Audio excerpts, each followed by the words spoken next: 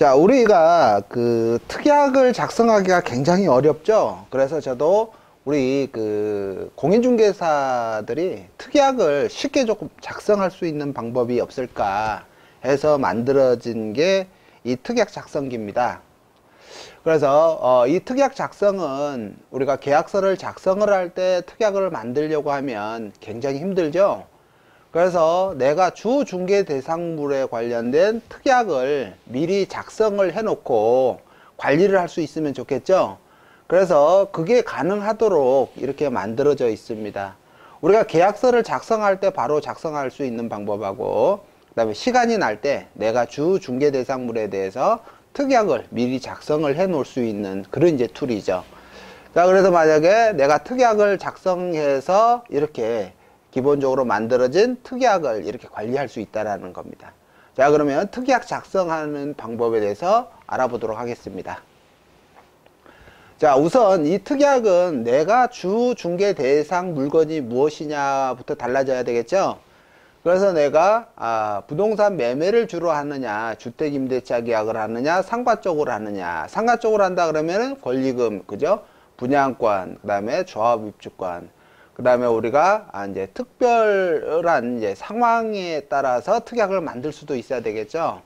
그래서 이 계약서 작성과 관련돼서 어떤 특약을 해야 되느냐. 그 다음에 이제 매매 중에서 특수한 경우죠. 공유자가 일부 행방불명일 때, 이렇게 다양한 사례. 그 다음에 주택임대차 관계에서도 일반적인 거 외에 특수한 상황이 있겠죠.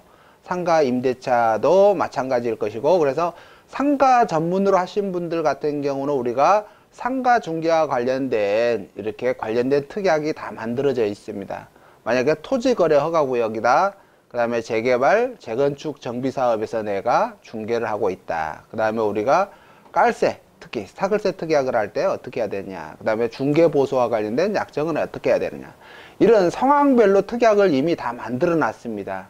자, 그렇기 때문에 여러분들이 우선 내가 권리금 쪽 중개를 지금 해야 되겠다. 그러면 미리 권리금 계약과 관련된 특약을 만들어 놔야 되겠죠.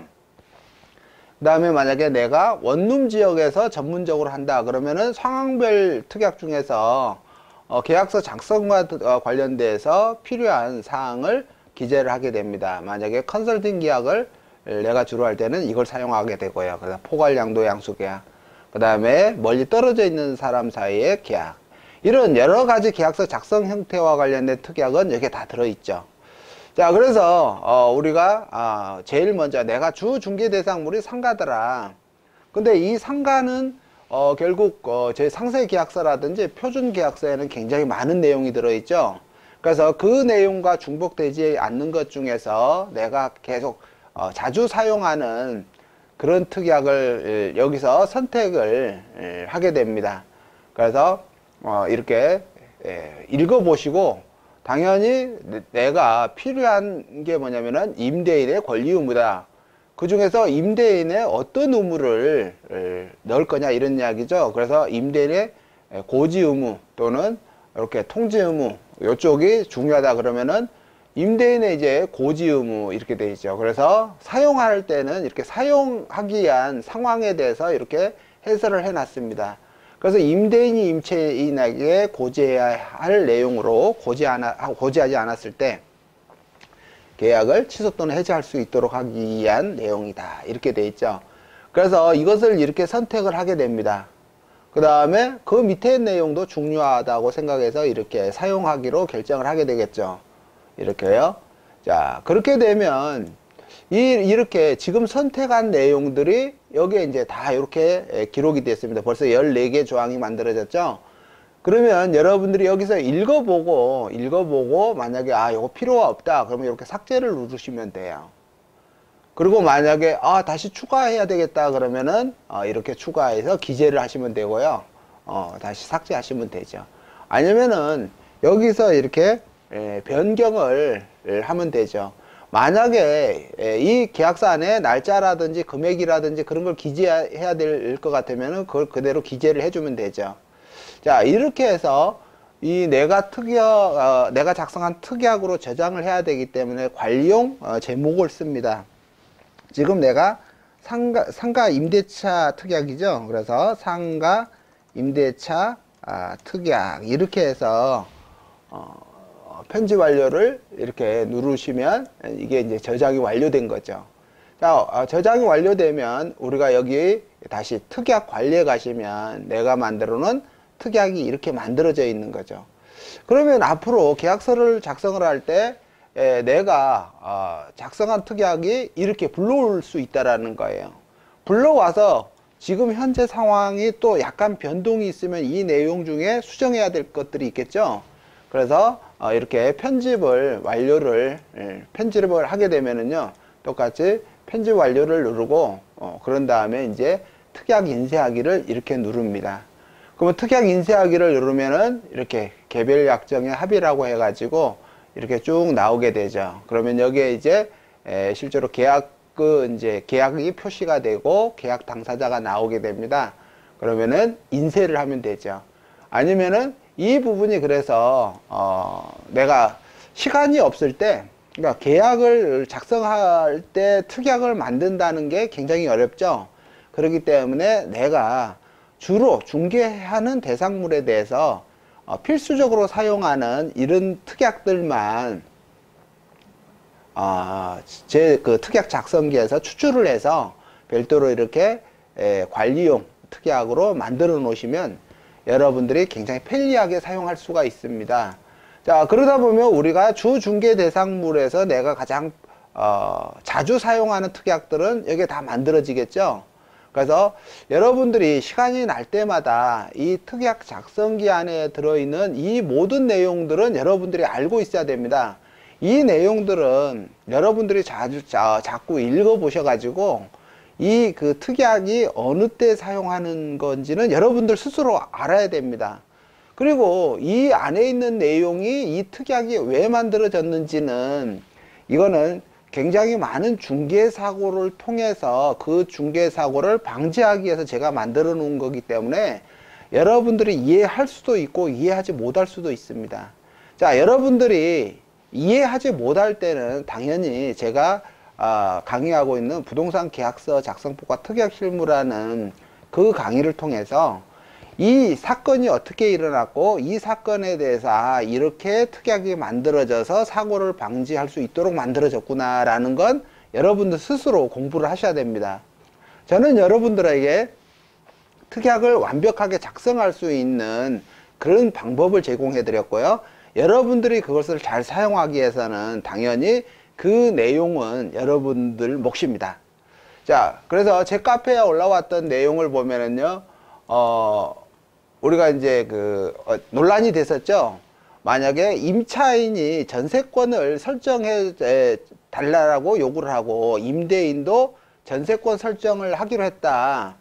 그러면은 이 조항이 들어가야 되겠죠. 그래서 전세권 설정 또는 말소와 관련된 계약서를 작성을 할 때는 이 특약을 그대로 작성을 하시면 됩니다. 만약에 이 특약에 지금 당사자 사이에 약간 문제가 있다, 즉 손해배상에 관해서 계약금의 배액에다가 이사비용 후 2배를 합반금액으로 지급하기로 한다 이렇게 돼 있지만 이 부분이 너무 과도하다, 그래서 수정을 해야 되겠다 그러면은 편집을 해서 사용하면 됩니다. 앞으로 여러분들이 저에게 질문을 하는 모든 상황에 따라서 그와 관련된 내용은 계속 추가적으로 계속 제공해 드릴 생각입니다. 그래서 기본적으로 부동산 매매, 주택임대차, 상가임대차, 그 다음에 분양권, 조합원 입주권 이런 모든 특약이 완성되어 있기 때문에 만약에 부족한 부분이 있으면 계속 이렇게 추가적으로 계속 만들어서 여러분들에게 완벽한 특약 작성 툴을 제공할 예정입니다. 자, 현재 지금 제공하고 있는 이 내용만 하더라도 대한민국에서는 절대 만들 수 없는 내용입니다. 특히 이렇게 목차순으로 완벽하게 체계적으로 정리가 되어 있기 때문에 여러분들이 어떤 내용에 의한 특약을 만들 것인지 그것만 여러분들이 잘 이해를 하셔야 되겠죠.